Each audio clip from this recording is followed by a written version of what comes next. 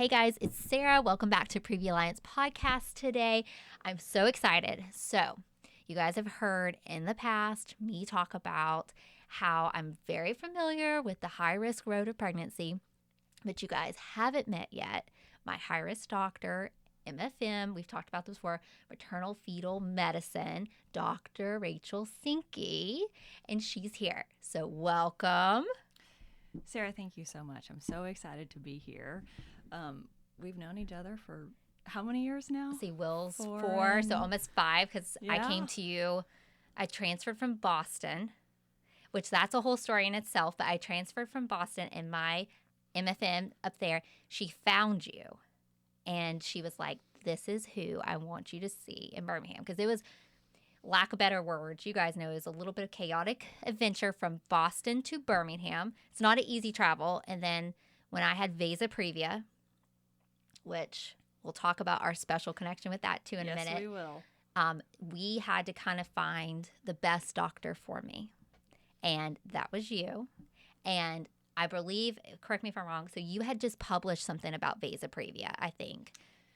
Yeah, so Sarah, whenever I was a fellow, one of my faculty advisors, Dr. Anthony Odibo, who I love and adore and still talk to, he was approached by the Society for Maternal Fetal Medicine to write a document basically summarizing management of vasoprevia during pregnancy. And so, typically faculty will find a fellow to work with, and so I was so excited to work on that document. And so we, submitted it. It goes through several rounds of revisions through the society, and then was published. And it was not too long after that whenever I was diagnosed with my very own vasoprevia. And that is what is so, I didn't realize that until I think I first met you. And when I met her, you were very pregnant. I was very pregnant. Yes, with my then second child. And you were one of the first patients that I took care of with a vasoprevia after I had delivered my own baby with a vasoprevia. So there was just a special connection from the get-go because I had just lived what you went through. So for our listeners who don't know what vasoprevia is, I've tried to explain it, but give them just like the rundown. What did we have? Absolutely. So vasoprevia is, there can be two different types, but basically there are blood vessels that go through the amniotic sac, either over or around the cervix. And typically, those vessels should be protected, either in the umbilical cord or the placenta. And in your case and in my case, there were unprotected vessels over the cervix. Yeah. And it's really scary because if your water breaks, those vessels can shear, and then the baby can bleed to death if you don't do an emergency cesarean. So it's quite terrifying when you think about it. I remember being told in Boston about it, and it took me a little bit to kind of process it. And then, the listeners kind of, Bill is a interventional radiologist, but he was in radiology residency, and I remember I told him that diagnosis, and he was like, you have what? And I think that's a good point to kind of bring up to our listeners is just, what is a high-risk doctor first? Well, let's break this down for OB. I say she is like, if we think of intensive care, kind of, you guys are that. You guys take care of more complex, kind of, in my case, that's all I've ever known. So it's very familiar. Is you guys. You check a lot of boxes, You Sarah. guys to me, are just like my normal care, which for our listeners, you guys, they may only meet you guys during the anatomy scan, not like on the day-to-day like I knew. So what type of pregnant moms do you see? Absolutely. So typically we see patients when either the mom has a problem, for example, diabetes, bad hypertension, heart disease, lupus, things like that. Okay. Or if their baby is diagnosed with a birth defect, or in your case, a placental problem, or if they have complicated twins or high order multiples, or if they've had a history of what we call a history of badness, right? Yeah. We, hopefully this pregnancy will go much better, but they had a history of X, Y, or Z. And so we'll typically see them lay out a plan of care so that way we can, hopefully have a good outcome in that pregnancy. And we interact with different patients based on kind of their level of acuity. So for some patients, we take care of all of their prenatal care and their delivery and their postpartum course. For some patients, like you say, we just see them for an ultrasound, or we just see them for a one-time consult and maybe a follow-up or two. And so it can look very different for each person. Patients. Exactly. And probably each pregnancy, because with Will, I didn't meet high risk until the anatomy scan. And then that's all I knew. And then James, which we had such a good relationship and history, I needed you just to watch me and be my doctor for James. So I think that's one thing I tell people is like, don't be so scared of high risk or MFM. That's that term, right? Look at them as they're going to do whatever's best for you and the baby, and they're going to monitor you, and like you guys got all the bells and whistles ready to roll. So is there things like as a high-risk doctor you wish you could tell these patients? Because I know it's scary. It is scary. And really, I just want to tell patients that we are here to root for them. Yeah. But of course, we don't have a crystal ball, and we can't promise a perfect outcome for every patient and every family. But hopefully, we can provide compassionate care for the pregnancy. And if there is a sad outcome in one pregnancy, it doesn't mean that that's always the way that it has to be. Yeah. And so, yes, definitely there's a lot of hope for future pregnancies if there's a complication in a past pregnancy. And maybe it's my background of just nursing or just my personality, but I always wanted to ask questions. So that's why I always tell my friends and I tell listeners, ask questions. And I'm sure you love that when patients are like, I don't understand this, or help me. Because if you don't know what they don't know, or if they're just nodding and going, yes, Dr. Sinkey, that's fine, you assume, hey, we're on the same level. I totally agree. And so we encourage our patients, their family members, to ask questions, bring a list. People bring in all sorts of notebooks or lists on their iPhone. You're welcome to call after or send messages in the portal after. But yeah, just like if I have a family member that goes to the doctor, I have several questions that I want them to get answered, and we also want to make sure that our patients' questions are answered. No, I think that, and I've always felt very open and honest with you. Now, we will preface this that you are a rarity, I believe. I know this just as you as a person and doctor, but I had experience, and I've shared this with you personally, with other high-risk doctors along my journey from Boston to Tennessee to Alabama, where they did not support me. And I encourage, and I feel like you can have a relationship that's either a team approach with you and your doctor, or it can almost feel like the doctor's telling you there's no hope, or it's going to be this, or no, we're going to do that without the patient's input. And I think it's not talked about, but I think it's okay to say, I would like a different provider.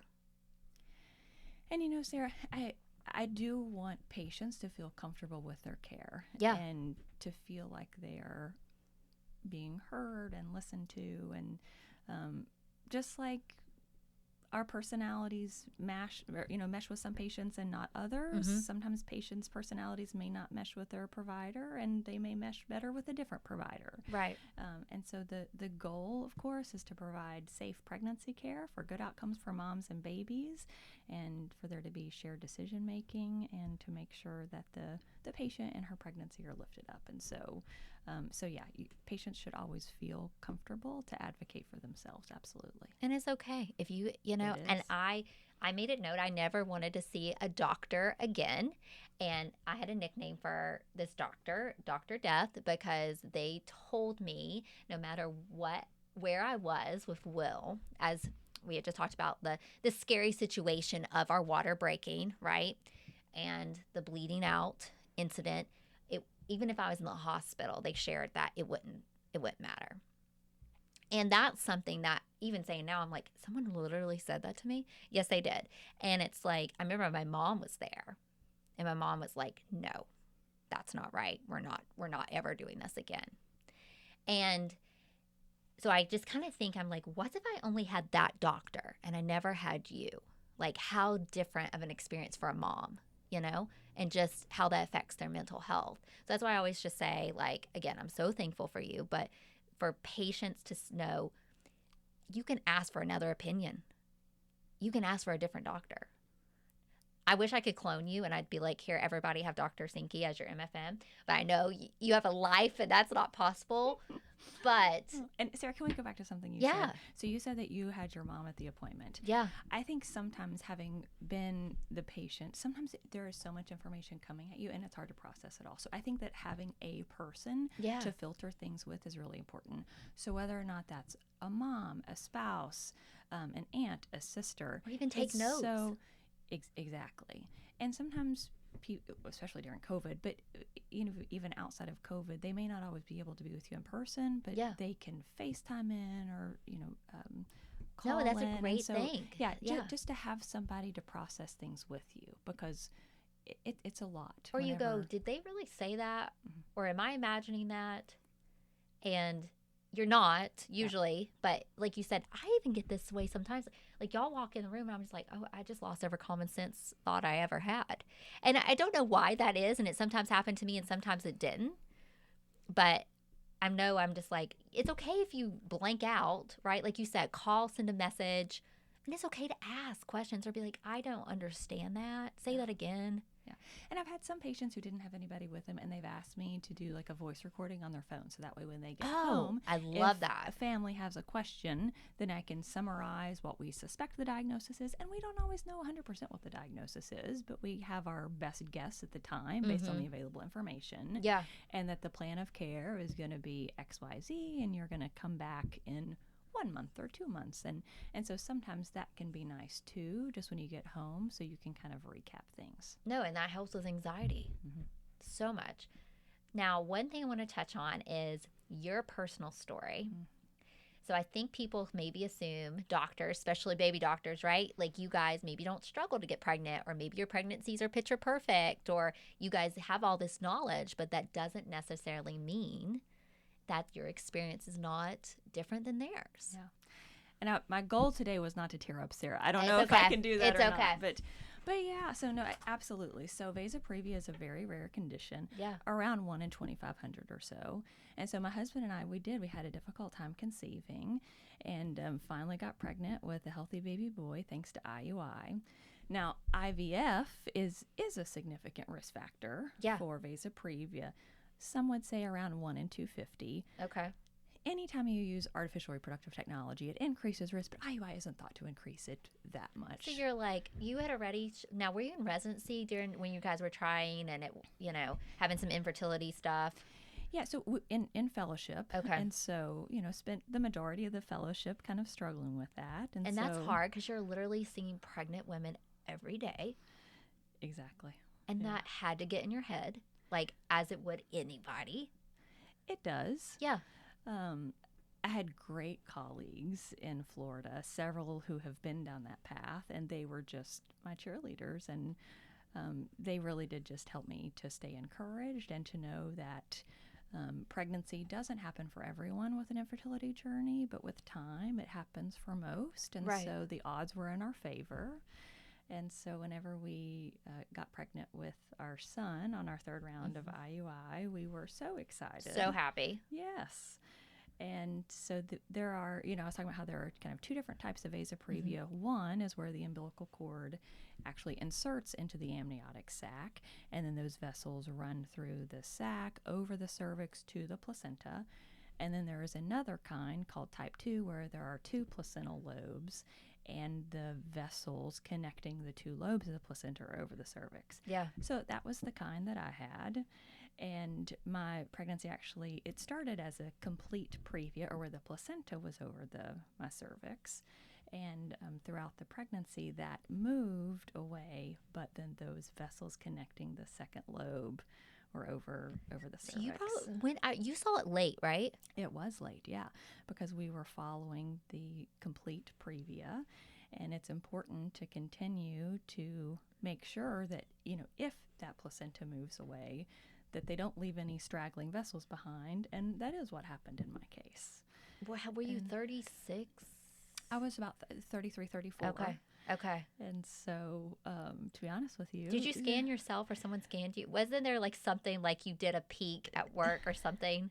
Exactly. Okay, so because my mom lived in Kentucky and I wanted her to be able to get tickets to fly down for what I presumed was going to be my 37-week cesarean because of a complete previa. Yeah. And so we had a full day of high-risk clinic. And so my lunch break, I asked one of the techs to scan, which is, you should not do. But well, we that's all reality. we all do it. We all. I Yeah. mean, no one blames you for it. I do. Yeah. It's not like you have time. In fellowship, this woman was probably sleeping like 4 hours a night, killing herself. I did sleep more than 4 hours a night. Like fellowship But is yeah. like you don't have time. You probably have barely time to eat and pee. I was terrible at prenatal care, Sarah. Well, I know we all are. Yeah. We all are. It's because you're just like busy and you're just like, you knew there was a little complication, right? But you didn't think like Vasa would pop up. Exactly. Yeah. So what was your thought when you saw that?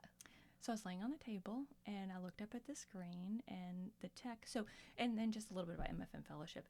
The techs can be an enormous source of education whenever you're an MFM fellow, right? These wonderful ladies have been doing this for decades and they know their stuff. And so this tech, I mean, she was the one who taught me how to scan a fetal heart, right? So anyway, like I trusted her so much. And so I'm laying there and I see the image on the screen and we both just stopped because we both knew what it was. And she was like, it's probably nothing. Just go to the restroom real quick, and then we'll just scan one more time. And of course, we both knew. It. And so I don't know. In that moment, I totally became the patient, and we rescanned. Of course, it was. And the image that we had used for the SMFM publication, I mean, it was like. My little boy's Vasa preview was a beautiful image. I just kept thinking, like, what we used was not as pretty as you're like his mine, Vasa. and it's like, what? Which is horrible. Well, no, but it's such a doctor thing too, right? You're like, that's a better, because you're like, I want people to know what it is, right? But at the same sense, I love when you said you were the patient, because you, like, that's the thing. It's like, doctors are patients too. You guys are, like, I live with one, we all know, so I know he's very human.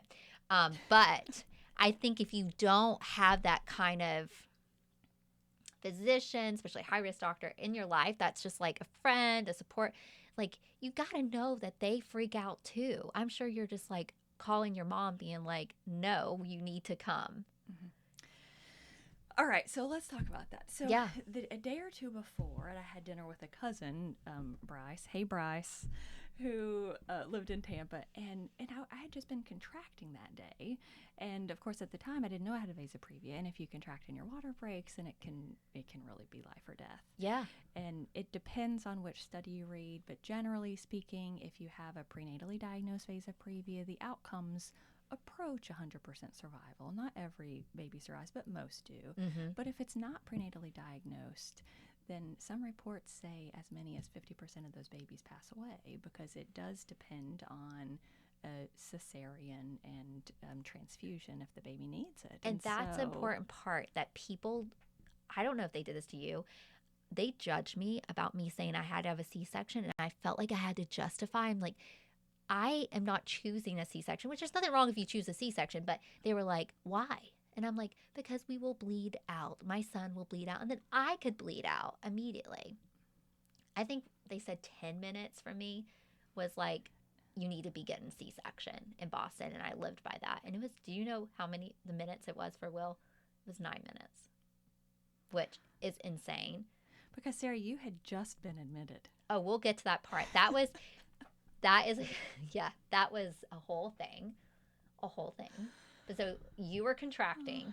Well, and so I didn't know that I had the Vasa previa. And you kind of you're probably like, well, I'm just going to have like a C-section, and because you can't. I wasn't bleeding. You weren't. And if you did start bleeding. Every pregnant patient, not every, 90 whatever % of pregnant patients contract, right? I take care of pregnant patients. Everyone contracts sometimes, right? Yeah, so you're just like, whatever. Relax, it's probably fine.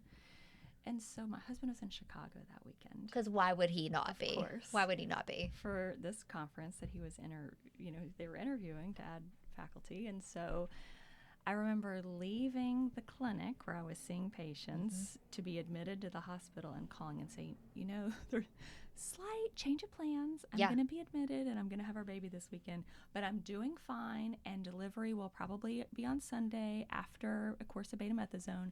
So just finish interviewing, and then why don't you fly in like tomorrow or Sunday? Which that shot, can I tell you, that is. Well, because like I've when it comes to raising a kid, Lord, I didn't know what I was doing. No. But I felt totally fine with the pregnancy aspect of it, right? Like, I know what's going to happen You're next. like, you've seen it. Yeah, you knew. So he was just quiet on the phone. So like 5 minutes later, he called back. He's like, so my colleagues think that I actually need to come now. And you're like, yes, you do need to come now. Well, to be honest, I mean, seriously, like this is a big conference for them.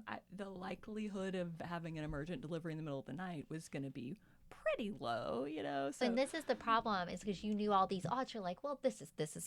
When normal or just like average not doctor, high risk doctor patients are like, oh my God, and you're just like, this is the risk, this is the statistics, which is good and bad. Yeah. But so did he fly? He did. Of course. Yes. So he flew in, got to L&D that night. My grandparents, who snowbird in Florida, they actually drove up, and so they were there with me. And then my parents came in. So then we had a controlled cesarean mostly on Sunday. And, so even though it was, controlled, about 3% of babies with vasoprevious controlled delivery needed blood transfusion. And of course, that was my little boy. Because it's how it happens. It's how it happens. And it was because I had just been on service. And so my little boy was in the NICU next to all these patients that I delivered. Oh, wow. And so I knew I was very, very lucky compared to several of those moms who were literally in rooms next to us, whose babies had like life-limiting chromosomal abnormalities or really terrible birth defects. I knew with just a little bit of feeding and growing, we were probably going to be just fine. Yeah. And I remember one of the custodians came into the NICU room and was like, what's this big fat baby doing in the NICU? Oh, because compared to the other micro preemies and, he did. I felt the same way great. with Will. It's scary. Yeah. The NICU experience is scary for anybody. Yeah. You walk and you see, and they're so tiny, and you see the parents' faces, and the sensory overload of the NICU still haunts me. Yeah. But I bet it was really. How long was Will in the NICU? 10 days. Okay. But no, and they told us like it could be like a month. Yep. So and they called him a wimpy white boy. And I hear you. I tried not to use that phrase to my husband, but yeah. And I was because we were in there for 3 weeks, born at 34 and 2, and still in there for 3 weeks. We were 34 and 1. Yeah.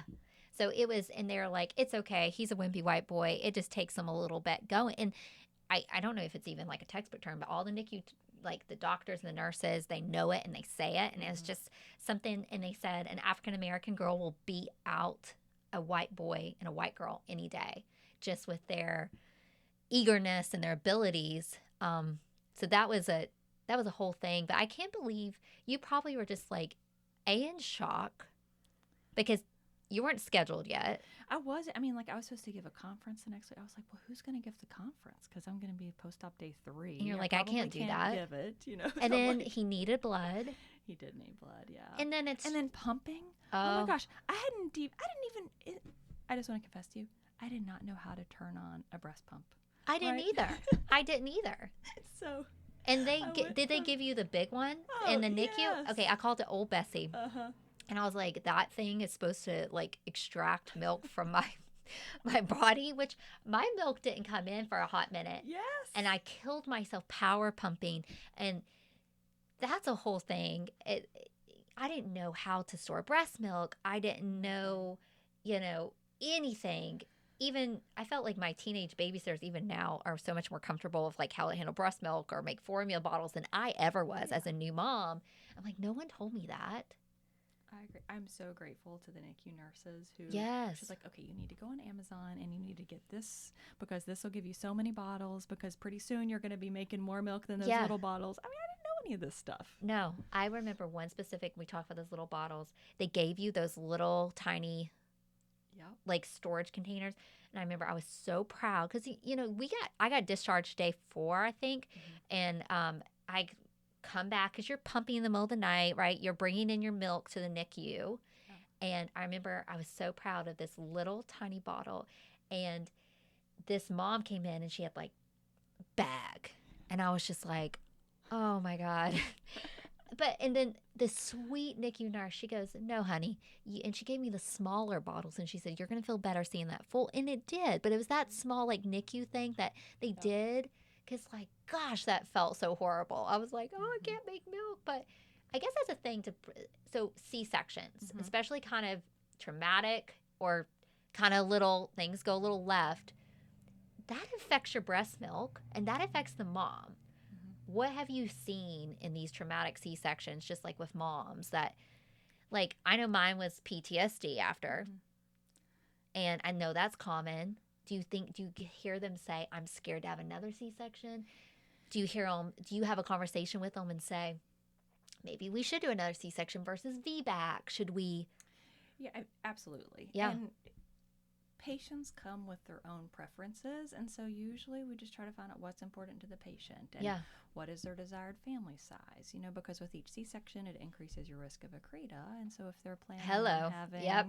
I think you might know something about this. Oh my God. And so depending on how many children you want, Yeah. then so we have this conversation. So for me, I didn't, just personally speaking, Yeah. since I've taken care of patients who've had uterine ruptures on Yeah. labor and delivery, and uterine rupture is actually more common than vasoprevia. I was like, Lord, I know that'll be me. So Yeah. I was like, you know what? For my second baby, when I was pregnant the same time Yep. as you were, Yep. I opted for a repeat cesarean. And what was very interesting about the Will story, so when you were very pregnant, and so there was a big controversy about when I should give birth. And I say controversy because the data was like, 34 to like 36, and it's like, don't go past 36. But the odds of survival were higher, I believe, at like 34, with knowing he would be in NICU. Like, we pretty much knew NICU was a part of our plan. Yeah. I remember you prepared me for that very well. Now, the backstory is that some physicians along my journey did not feel that I should be admitted to the hospital. They did not feel that I should go early. And some felt no matter what happened, I wouldn't make it. So you advocated for me, and you are the reason, and I'm going to get teary, that we're here. Because this woman stood up in front of several people in an insurance company and said, 34 weeks, she's being admitted.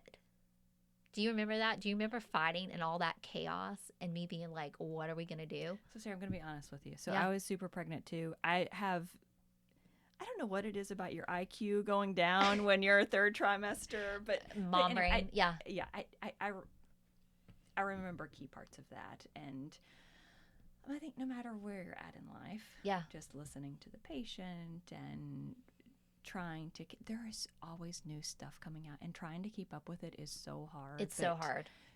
Trying to keep up with reading it's just very important. And so anyway, I'm just so glad that you and your little one are But safe you legit stood up, and this woman was like, you are going in, and you're going to be okay. We're going to make sure you're okay. Now, did I kind of fight tooth and nail being admitted at 34 weeks and thinking, because I was going to stay in the hospital for a week. Because a crystal ball would be very helpful, right? But Because for patients who aren't going to rupture, then it would be so lovely for them to have more time at home, Right? And to be able to prepare, and like, who wants to be admitted to the hospital? But you knew that for my best case survival, I needed to be in the hospital, and you got it worked out, and we did it. And I remember being like, okay, I'm going to make it till next week, because you were going to give birth that next week. I was like, I'll give birth the same day as Dr. Sinkey. It'll be perfect. And I was like, well, clearly if she's having her birth by these people, I want the same people too. So it was like, in my mind, I was like, this is going to be perfect. We're both just going to give birth the same day. Well, that didn't quite happen, but no, it didn't. I remember I wanted to leave. I don't know if I ever told you this, but like, I really wanted to. I was like, I can't stay in this hospital. I want to leave. And that next morning, when I started bleeding, and that whole episode of getting there and getting that emergency C-section, and I always wanted you to deliver me, which I knew that it wouldn't work out because you were going to deliver yourself. We had that conversation. Yeah. Like, could I deliver you? Yeah. And then after that, have my own repeat cesarean. It was wild the way that and I was like, oh, it's fine. She could be like waddling around into the OR. But I guess that's a thing to tell women to moms too. It's like, you can want whoever you want to deliver you. That baby comes when it comes. Isn't that the truth? And so, and that's okay. I don't even remember. I remember like the face of the doctor saying, I'm your attending, as I was being wheeled in, but I don't know who that was. And then I remember you coming to visit me, and you said, you're like, I checked on, I guess, like the pre-delivery floor, Mm-hmm. and you're like, you weren't there, and you're like, oh no, oh no. And then you saw that I had delivered. And I remember you're just like, and I was like, thank you. But I was also, I think we were both in shock a little bit. Because it was just the morning of hospital day 2 when you It was started day 2. bleeding, right? Literally, I got admitted at like 3 or 4 o'clock the day before. It was 5:55 a.m. when we called out. Yeah. And I mean, if that's not a whole thing in itself. And I remember one of your OB residents. So what, okay, listeners, so she is at an academic institution, which they have medical students, they have nursing students, they have OB residents, so like doctors who are in their residency to learn how to be OBGYNs, and then they have fellows who are going on to be more specialized like you are.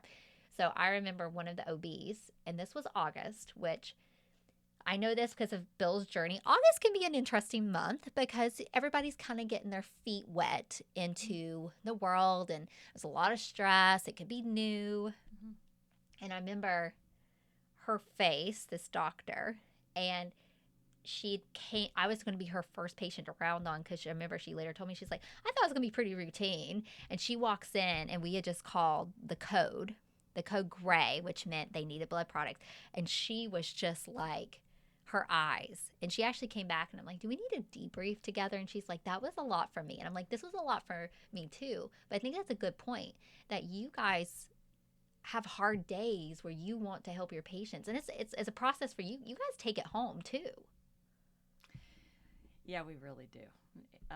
Sometimes whenever I need to process with my husband, I'll preface with, okay, I have a sad story about somebody that I'm not going to name and that you don't know, but I just have to get this off my chest because sometimes we lose patients, sometimes things don't go as you plan, and it is. And then you go home and then you're trying to do dinner and homework and baths, but you're carrying kind of what you experienced today. And then there's also survivor's guilt where I come home to a wonderful family, Yeah. but there may be a family who doesn't get to take their baby home. Yeah.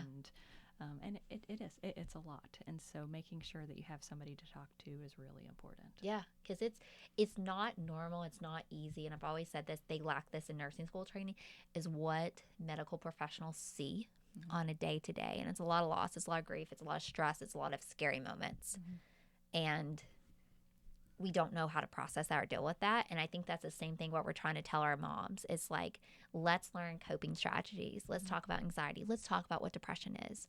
Let's talk about OCD. Let's talk about PTSD, or even saying what you experienced was not normal in the sense of like expecting you to be okay, like with what just happened.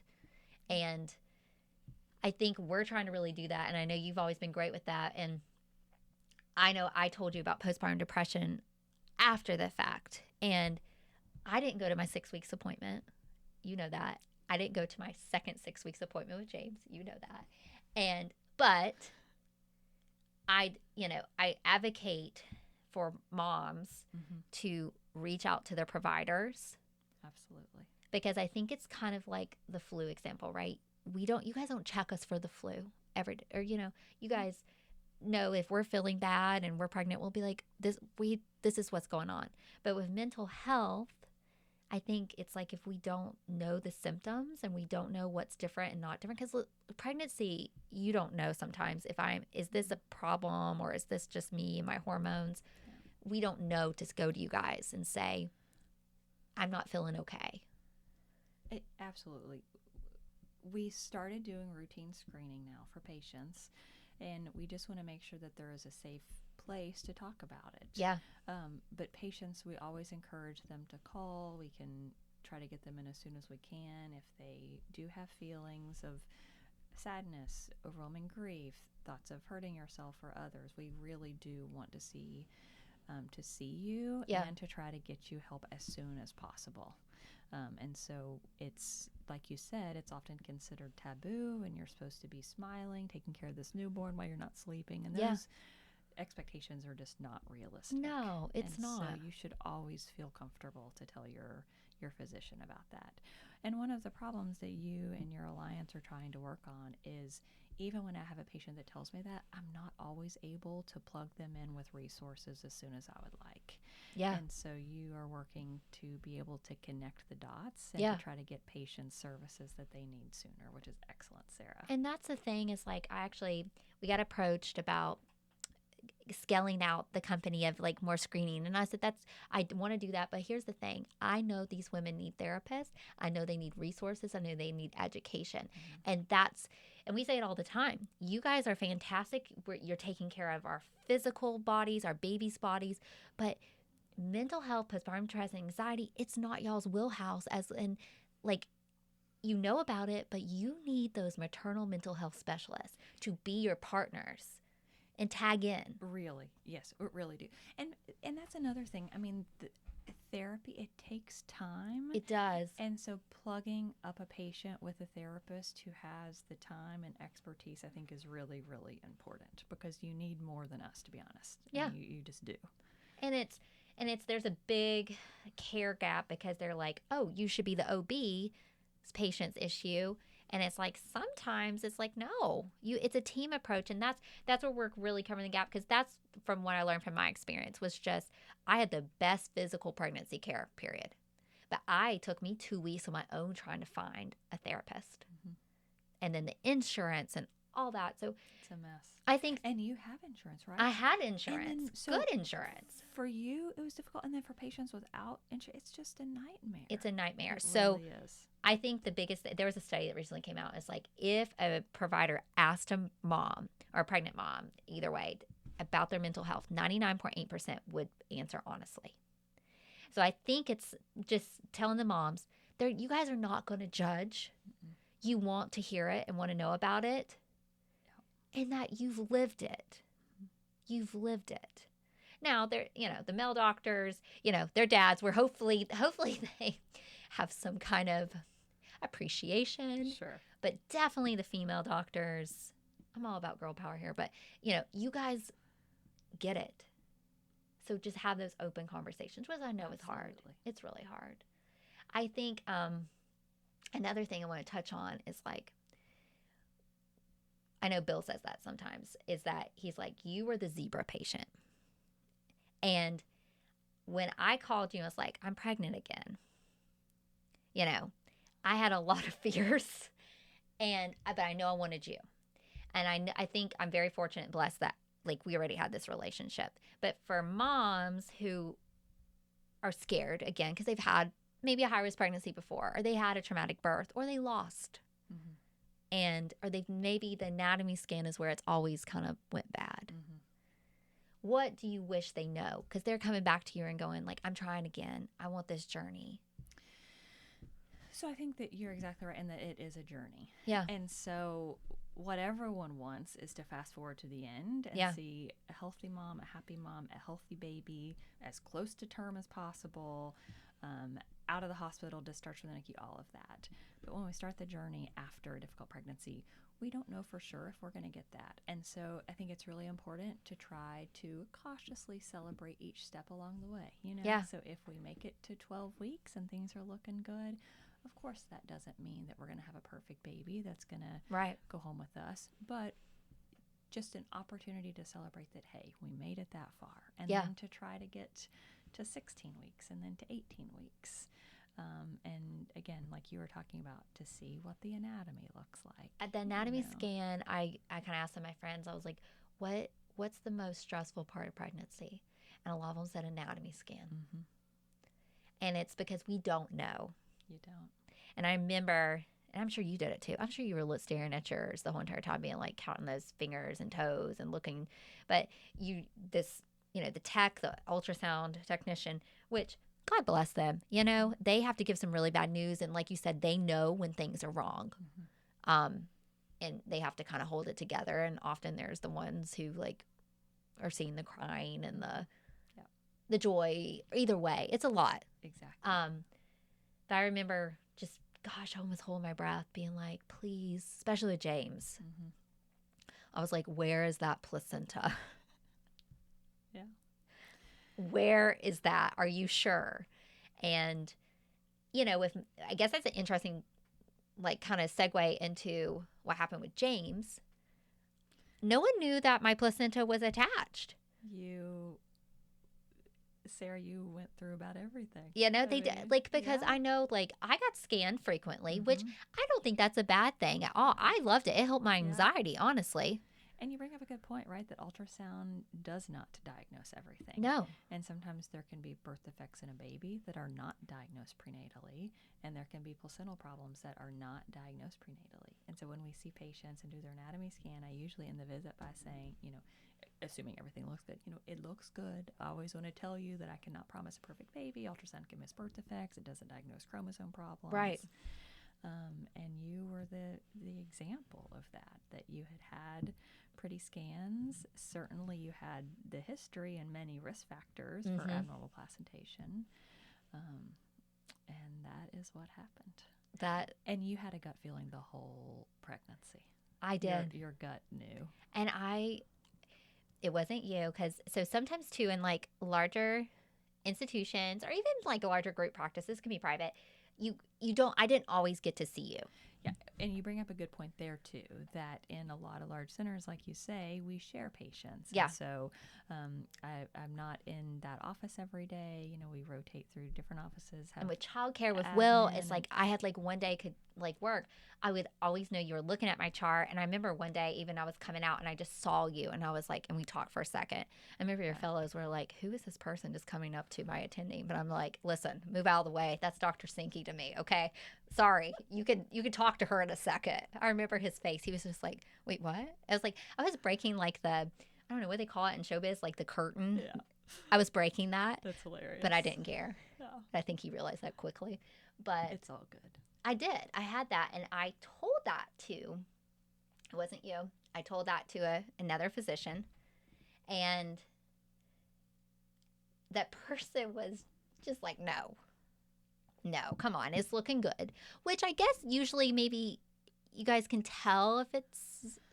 So because in your case, so if you have a previa and a prior cesarean, your risk of an accreta is high. If you don't have an accreta, then if you don't have a previa, your risk of accreta is lower. It's obviously not zero, but it's lower. And accreta basically is like, so my placenta, which is like the lovely, like nourishing thing for the baby, we all have. And then and we say placenta, they will look for where your placenta is. Exactly. So in your anatomy scan, they will look and say, okay, your placenta is supposed to be right, like up top and pretty. Yeah.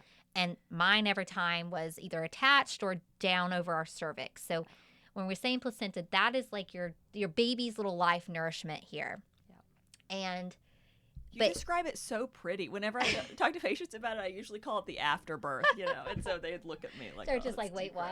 Well, I should not know this much about placentas, but unfortunately I've had to. But so mine, it was pretty. I remember it was like on the side, right? But like, and I remember asking, I was like, we sure it's not over my cervix? We don't see that. And they're like, oh, it's fine. Because in your case, it had grown into your previous scars. Yeah.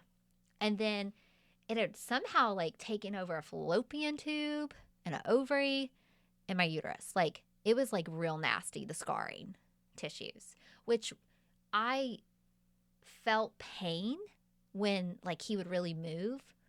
And I never felt that with Will. And I had like questioned that. But then, every pregnancy is different. I'm like, I'm older, things got shook around in there and everything was looking good. But I had said that to another provider. I was like, I think it's attached. And I guess it's a good point to say, like, doctors know everything you guys know. And you guys do put your best effort and you put your best, like, you give your best. But it's not perfect. It's not perfect. Mm-mm. And people can be really hard and complicated, like me, and beat every textbook that's ever told you one thing, good or bad. So I guess I've always been a gut person. I'm like, and the person that delivered me, I love to this day. And I had said that to that person. And when he came around, it was like, it's attached. And I was like, I told you, and it's like, but it wasn't his fault. Right. everything looked like it wasn't. So that's something I just always want to say too. It's not like I can't hold you guys accountable for things that like you simply can't know or see. Like the most technology, like there's no way. And I mean, you are exactly right though. We don't diagnose everything perfectly prenatally. Yeah. And continue, intra-op, whenever your placenta wasn't coming, that's when it was diagnosed. And of course, your team at the time made the decision they had to make. Exactly. But it is important to highlight the limitations of prenatal diagnosis because there are many things that we do not see prenatally. And you couldn't literally see unless like when I was cut open. And that I remember afterwards, because you were scheduled. I remember we was trying to get you to deliver me. And it was like Bill had a call day or something like that. And I was like, okay. Because James was 39 and 5. So totally opposite of Will, right? I was like, evacuate. I think I even like told you, I was like, please cut him out of me at one point when I was like 3rd trimester. I was like, I cannot.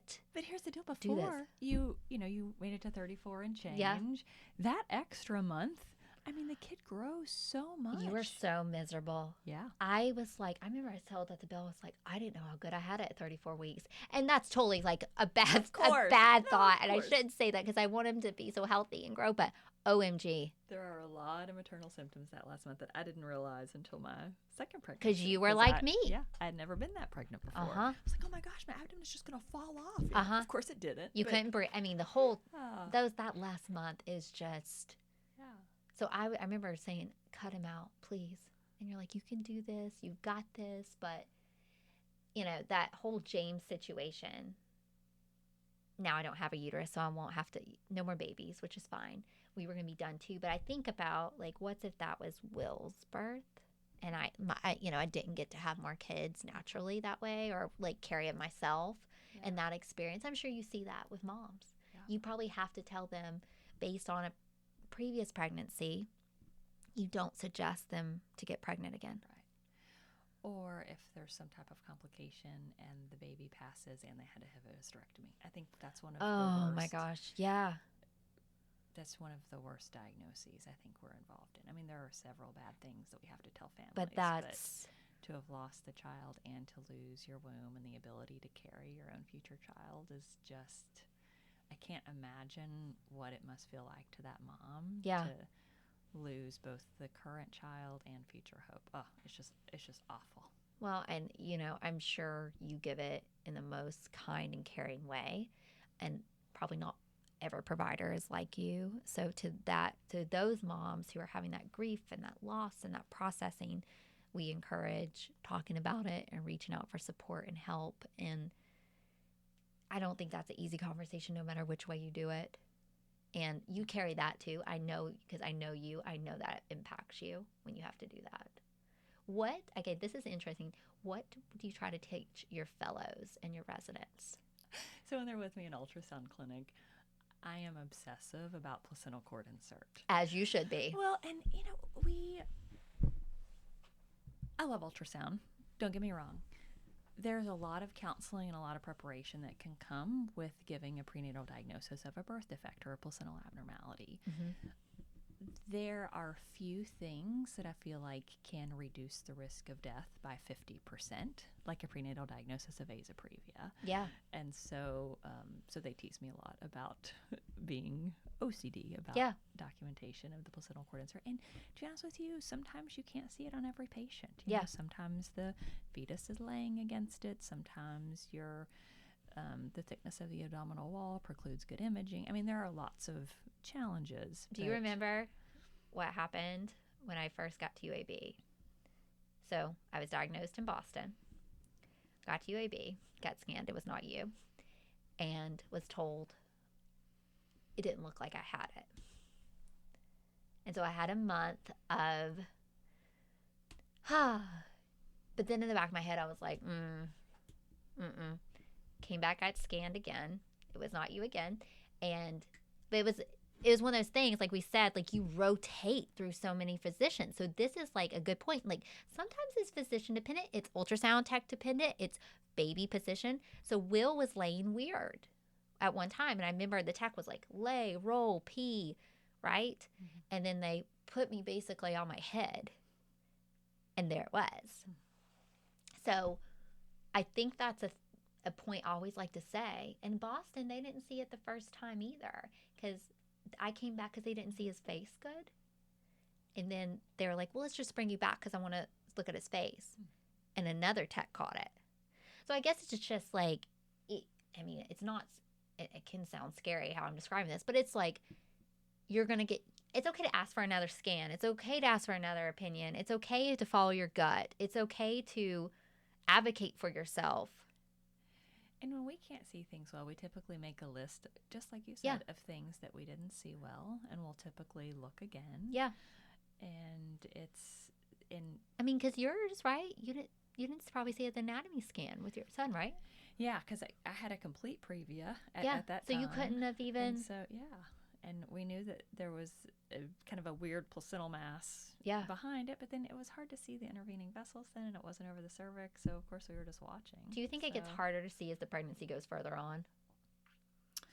So I think it depends. I mean, you can always transvaginal ultrasound does a pretty nice job of looking at those vessels over the cervix. The thing is if the kid's head is, you can't. It can be very challenging. Yeah. So even doing it in real time can be, and sometimes if it's a really important diagnosis like this, and you have a couple of options. You can either have the patient, like you said, roll, use the restroom, walk for a little bit, try again. Yeah. We often bring them back. Some patients live 4 hours away. Well, that's the thing. That makes it really, really tricky. Because if you're high risk, you want to be, I always tell this to everybody. I'm like, I always wanted to deliver at a university, top level NICU, top level to K care. Now, is it the most bougie, comfortable, nice, relaxing rooms? No. But was I able to be wheeled from the OR where my life was saved both times? And I know my life was saved at this university because of you guys and what you're prepared, you're trained, and honestly, it was just like a well-oiled machine when both things went wrong. Like all hands on deck. And wheeled in to see Will in the NICU. I was like, I don't care how cushy my bed or couch is if I literally have to be in a different hospital than my son. Which that happens. It does happen. Because sometimes the top NICU care is not the same hospital, or your high-risk doctor is not there.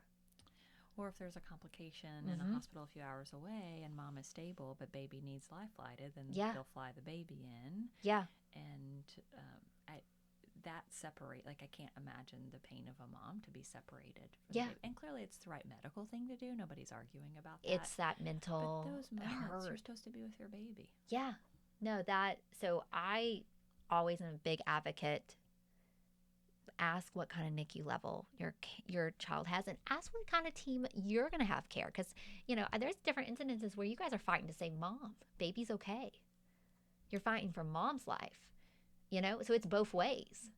And in your case, with your abnormal placenta for your second pregnancy, UAB, their blood bank is incredible. Oh, they had, right? I remember, because I was awake, but minus, the epidural that got switched over to a spinal, that whole thing. That's a whole different story. But I remember, and I know this because God bless his soul, he was like a resident or a fellow. And he was like, I heard him, he was like, no, I'm not nervous. I can do her epidural. I heard that. I'm hyper aware whenever I go into these situations now, okay? Because I am like, what's going to happen? Yeah. And I was like, and I even said it, I was like, if you're saying you're not scared, you're scared. Mm-hmm. And he was just like, I'm not. I'm like, and his fellow was like, I'll do it. And I'm like, you're scared. I don't need anybody scared right now. Bless his soul. He was the one who ended up kind of like, the big attending came in, the fellow came in. And that's a good point to bring out. Academic hospitals, you may have like everybody and their brother you fill in your room. And that's okay. You can say no students if you want. And you can say, or I made a big point that was like, I want an attending cutting me. And that's your right. You can say that, and I can say that, and I can say, especially as my husband, who I've seen through his whole journey. But it can be overwhelming if you've never walked our roads.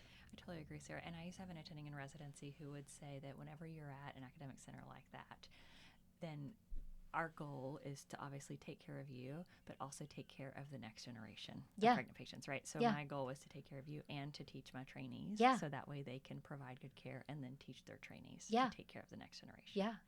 And I remember during James's too, they called, I forget what they called, but like basically they explained it like y'all kind of like shut down, the attendings kind of shut down what they're doing to make sure you guys are available if they need a backup. But when I say like 30 people ran in the room, I feel like they did, which was reassuring to me, honestly, because I'm like, I want all hands on deck. But that's because my background and my knowledge. So if I didn't have that, I would think super overwhelming, invasive, anxiety inducing. Absolutely. And like, I don't even, at this point, I'm like, I'm filleted basically open, laying there naked. But, it didn't bother me, but to someone else, that could be really, really a lot. So I think I try to tell people it's a process they're learning. And they're seeing it, and you want them to see it because they're going to treat it. And it's like, so that's how I had to think about it. I know not everybody feels that way for me, but you're teaching them, which I'm very grateful for. Exactly. And the attending on record is responsible for everything. But if there are stages of a case or a patient's care that I think are appropriate for trainees, then from a learning standpoint, we let the trainees develop those skills. So that way then they can go on to be able to provide independent care. And they're not Joe Blow off the street who I'm like, here's a scalpel, good luck, right? They've done endless hours and studies. And so, but that's, I think it's just always an interesting academic viewpoint. Yeah. Because I think you're so used to it. I'm so used to it. But someone who's traveling 4 hours away, who's never had that, and now you have a scary diagnosis and a scary delivery, and the whole room's filled. Yeah. It's a lot. It's a lot. So I had a patient last week. So I was working with an excellent fellow who's actually going to join as faculty next year. So we're excited. Oh, that's exciting. That. Yeah. It is exciting. And so he did most of the counseling, really. Yeah. And so, so I meet the family, kind of summarize things. Of course, I introduce myself as the attending. And anyway, so we're getting ready to leave, and I say something, and they kind of cut me off, and they're like, well, he recommended this, so we want to do this. And so, and first of all, there's a gender dynamic, right? So even though I introduced myself as an attending, a male said something, and so you know how it is. I'm sure you've been, nothing against nurses, I'm a nurse, but you've probably been like called a nurse before or assumed, like, I'm sure if you have. Of course. And or I finish a complicated consult, and then at the end they ask when the doctor's going to come in. And you're like, it's me. Yeah. That new Taylor Swift song, it's me. It's me. Yeah. And the thing is you can, I feel like whenever patients are sitting there receiving all that information, you can explain who you are. You can explain the roles. You can go through everything. It's a lot to take in. It's overwhelming. It is. And so you can see where it can be confusing, where they have a lot of people in the room and identifying who's the lead and who are the trainees. But it happens to us women more times than not. Yeah. And so what did you say? I just politely reiterated the plan of care. You're like, and this is my plan of care as the attending. And he was excellent. His plan was correct. It was, I think, something that what's also, and I won't get off on this tangent too long, it's also interesting, like you can be in the room and you can give a diagnosis to a patient or you can give a plan to a patient. Sometimes it's just too much for them to process, and so they may not hear what you said or they may interpret it differently. And so just being there with them as they process things. And that's where we go back to bringing someone else, the notebook, asking, saying, can I record you this? Can I? Yeah. And coming back. Because you're right. It's like you just. Because what we were saying wasn't different. Yeah. It was just an interpretation. And so, but it all worked out good. It's just, to your point, figuring out who the different members on the team are can be tricky sometimes. And I think you can ask who's in your room. Ask who's seeing you. Hey, don't, like, I've always been like, who's the med student, who's the resident, who's the fellow, like, that's fine. You can ask that. Yep. And in our maternal fetal medicine clinic, we have many nurse practitioners who we see patients with, and so we're all part of the team. I think one or two of them frequently with James, and they were great. excellent. And I knew if they knew I feel like their bedside manner is more gentle too. so much yeah, more gentle. They do a great job. They were fantastic. And I remember I had asked one question and she was like, I'm just going to confer with the team and get back to you. And she did. Mm-hmm. And I respect that so much because I'm like, I don't expect her to know everything that you know, or that you guys can collaborate and say, what should we do? Sure. So I think it's a good team approach. Yeah. So things I want our listeners to take away from this wonderful conversation. And before we end, I want to ask you about mom life because we got to talk about that. But from a high-risk doctor, where this is Dr. Sinkey talking things, is that they're real life moms, humans who form these relationships with their patients, who want healthy babies, healthy moms, who want to be your cheerleader, your support, and honestly make it what you want it to be with the limitations of what's safe and what technology or services can do. And also advocate for yourself, ask questions. That's never a bad thing. Be honest, be open, and it's okay. You can ask for second opinions. You can say, I don't want this I don't think this relationship as a provider patient is serving us. I'm going to ask for something else. But I think the biggest is like, you guys are just humans too, and your own struggles. And Definitely human, Sarah. And you get it. Like, but I think that's just like, I've seen it so many times with Bill. People just think he's superhuman or like he doesn't have the same issues. And it's like, let's break that stigma. And it's like, let's just make it a teamwork, and it's collaborative, and like, it's scary, but it doesn't have to be. So mom life, I always say, what is your tips and tricks? Or what do you... I was hoping to get this from you, Sarah. Oh my gosh. Have you figured out dinner yet? No. Because getting a healthy dinner for my kids, I don't know. Where's the pot of gold at the end of the rainbow for that? Because there's not. It's a daily struggle. Like, how can I get my kids to eat So so this is the point. You struggle with... How old are your kids now? 4 and 5. Okay, 4 and 5. So she's in the trenches with us, Mom. So that's just something else I wanted to say. Like, you will see Dr. Sinkey at work. She's got to go home, and you're fighting the same battles we're fighting. The tantrums, the change of costume of Halloween we talked about before we started recording, of the last minute. Because Sarah, they were going to go trick-or-treating at their school on Monday at 9 o'clock, which God bless their teachers. But yep. I'm very grateful to them. And so I was so excited, and because we had laid out the costumes the you night before. You tried to prep, you were ready. Sarah, we got up early Monday morning, which earliness is not a strength of mine, so I was super proud. We take pictures. We literally are getting ready to get in the car, and my daughter announces that, in fact, she does not want to be Elsa. She wants to be Cinderella. So we had a wardrobe change. We still made it to school on time, but it's like, even though you plan for the best, I mean, they're kids. You're living this mom life struggle too. The dinner, the tantrums, the bath times, the bedtimes. Your kids get sick too. You have to figure out the childcare struggles. It's just, and that thing, it's like COVID was a nightmare. COVID, closure of schools, and then you working in the hospital. That was, my husband was amazing. Yeah. I don't know. I mean, he kept our family up during that. He's a professor. He did online teaching and kept our kids alive, and it was incredible. Yeah. Because I wasn't home. Because you were out, and it was very scary, especially, I'm sure, because you probably had, I know you were on like the COVID, maternal mortality whole board of trying to figure out what's right for those COVID pregnant moms. We don't know, right? It was new. It's all new. You were figuring it out. You were losing patients. Yeah, that was awful. And you were having to worry if you're bringing it home to your children, or you, or your husband, or your parents, right? And so we didn't see our parents for a long time. Yeah. Because we didn't. No. It was so scary in the beginning. Yeah. There wasn't a vaccine in the beginning. And so it was just us. And so my husband basically kept up everything. While you were out figuring it out in the hospital. Those were some long months. And anything that you figured out as a mom with your own mental health that you just, like, is it that you find? I know you just recently took like a girl trip that you've never done, and like, I did take a girl trip. And so that's okay, moms. Like, you can take that break. I was away for 2 nights. Mm-hmm. I saw some girlfriends from residency. It was lovely. We hadn't seen each other for we think it was 6 years. Wow. Right. So That's mom life right there, plus Yeah. doctor mom life. You guys just. Yeah.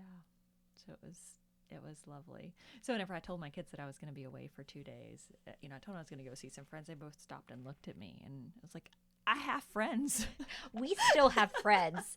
That's the summary of being a mom. They're just like, wait, you have friends, mom? They literally just stopped and looked at me like I had 3 heads. And that's your sign that it is okay. Take that time and enjoy your mom friends. It was nice. Well, Dr. Sinkey, I know you have to go back to work because you have more stuff to do, but again, you are the reason why me and Will are here. You are ultimately why we are able to help these moms, because I lived this experience, but I lived it. And that's the key word there. I lived it and I'm still here. It was a pleasure to take care of you, Sarah. Well, I'm obsessed with you. And I think if anybody, I'd pray you're not high risk, but if they could have a Dr. Sinkey, it's life-changing. So keep doing it. Keep momming it.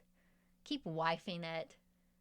Like, you're a rock star. You're so sweet.